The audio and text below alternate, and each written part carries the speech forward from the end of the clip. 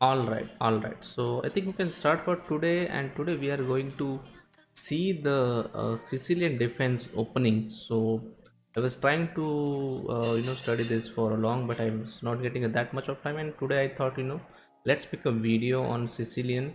For those who don't know, it starts with the e4, e5. That is what the Sicilian opening you can see, and let's move on to one by one openings. So I mean there are few variations which we are going to cover in today's video.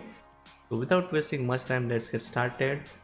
So e4, c5, then after knight to f3, then go to d6. This is one variation. Then let's move on to the next one. So we are basically going to cover a few variations, and after d6 you can see that the bishop comes over here. Basically we say that this is a Sicilian Khan position, and here knight has to continue over here, and then knight goes on to the f6, followed by bishop goes over, g6, and bishop g7. This is the normal line. You will see that after this queen goes over here. This is one variation in Khan. I mean you can go with this also. Let's get cover up again. So takes over here and just castle over here, and here some people may play this also. So black has more active pieces and has slight edge here in this position. If we go to the other variations, let's go to the bishop to c4 and queen to f3 variation. So in that variation you can see that knight jumps in over here and queen goes over here. Idea is to go for this mating ideas, but we can simply go over here and put double attack over here, and then takes over here, and then we have to push the pawn further. Knight goes over here, bishop goes over here, and after this you have to takes happen. Then this check is coming up, but you have the tempo, and then you can castle. That's how the position will work in that position. Let's have a repeat one more time. So we are hitting these two, so you have to take over here, then takes over here. And very important thing is that just go over here, and maybe you can go over here first, but the main thing is develop the knight and have some support over here. Bishop comes over here ready for the castle, and then just push the pawn takes, and bishop jumps in over here. So this is how the bishop to c4 queen to f3 variation, which is generally nobody plays, but we need to know the line. Let's see the queen to h5 line. I mean sometimes you will see this line also. After this these are like a beginner level line, I believe. So let's go over here, knight hitting the queen, and here there are like now multiple things are going to happen over here. Pawn push attacks the bishop has to go back. Now we are attacking the bishop, queen has to go over here to put the double pressure, and here we are just improvising a position with the dragon setup and go for ready for a castle. Immediately you can't play because this is falling in. After takes knight jumps in, you have to go back and you will be losing a pawn, so you have to play the bishop over here. And after this you can go over here, but you will be like having isolated pawns, which generally you will not be liking. So just takes over here, and bishop goes over here. And after this, very important, you can't castle over here again, uh, because after takes, maybe bishop takes or queen takes, knight takes. You cannot take it back with that. Kind of a problematic thing. So you have to go for the rook onto the d8 and then go for a castle. This is one variation. So let's quickly check for the queen to h5 variation, h4 variation. How is that working? Just double attack over here, takes, queen goes over here, bishop goes over here. Sorry, it's not a bishop, it's a bishop. This bishop then takes over here, bishop goes over here, and very important, rook over here to defend the pawn, and then go for the castle. So that's how this variation. So let's move on to the knight to f3 and bishop to c4 variation, which is generally you will see in most of the games over here. I'm not going here for the checks and ping pong over there, so rather than that, going over here, and very solid setup. It's going to convert into Najdorf variation somehow. Queen goes over here asking for this trade. That's how this variation works. So let's quickly check.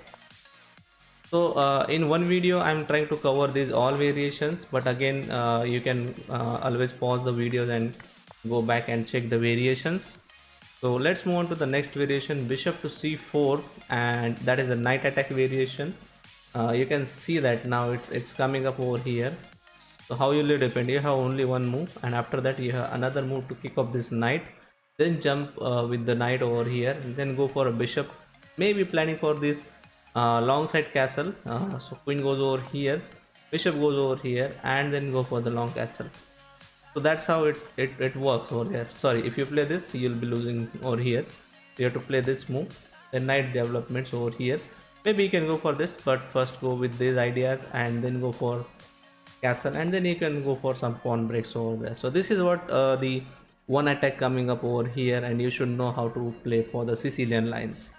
Let's see the d4 line over here. Straight away d4, when you start with the e4, c5, knight to f3, d6, and then you see the d4 line. So how do you play this line?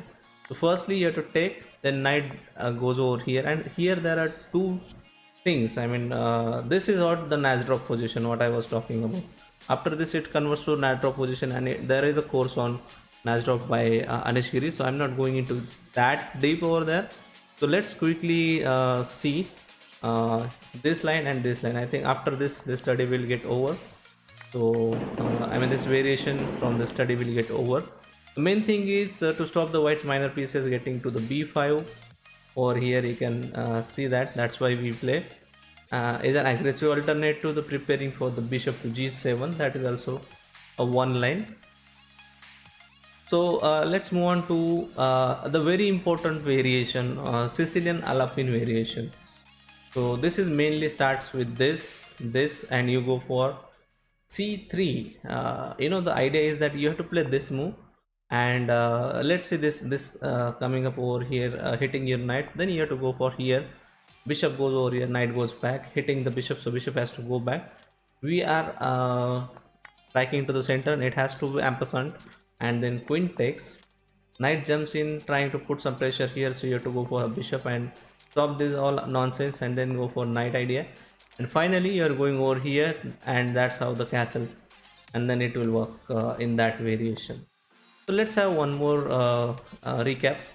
After e4, c5, then c3, knight to f6, then the e5, knight goes to d5, knight goes to b6, then d5 striking to the center, takes with the queen, bishop comes to stop any ideas over here, and knight to reroute to the c7. Perhaps that is also one idea from white. You can go with this and just pawn push. So we have another Sicilian Alapin variation. So let's quickly check out Sicilian Alapin variation. Delayed Sicilian Alapin variation, I mean. So after this they're delaying over here. So what is the idea behind that? If you go for taking this pawn, there is a check, and oh no, my knight. So always remember that you should not take this pawn, and you have to develop with this, and then go for a small things like like development, and then go for castle, and then you can strike into the center then.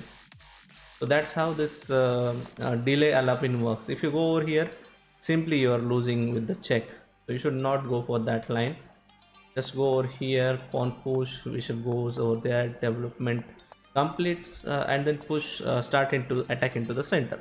So this is how the Alapin covers. Now we'll see Smith Mora, and then we'll stop this video. I don't want to go into too deep, but this is how the Smith Mora will start. After e4, e6, then d5 striking to the center, takes over here, and the knight goes over here, followed by knight goes onto the c6. Queen is going over here to pin over there, so you have to be careful with that. Even though this pin will not work, you go over here, you cannot take this because your rook is hanging. So after this, bishop goes over here, a pawn push, that's fine. You go over here, knight takes, fine, and if you go for a castle, and you will be attacking over here for the to the center. This is what the Smith Mora line. So let's go over here, go over here. You can go here actually, but thing is, I mean, you can always take over here, but just play some funky lines over here to just, you know, then go for a castle line and then push over here and takes, and then bishop to support the pawn over there. There is one more Smith Mora. The name is like a Smith Mora gambit line. I mean, it goes to up to a longer variation. You know, I mean, takes, and here it's like a black is taking everything, and white is having so much of open lines. That's how the Smith Mora gambit works. So no, so the black will take over here. Now the white is completely in you know, advanced in development, so you have to be very careful with these lines. You have to play little passive here.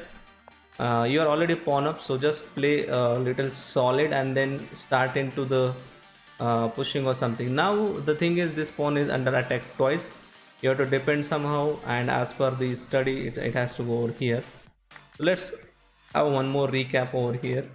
In Smith Mora, you have to be very careful that you must play passive after taking pawn over there.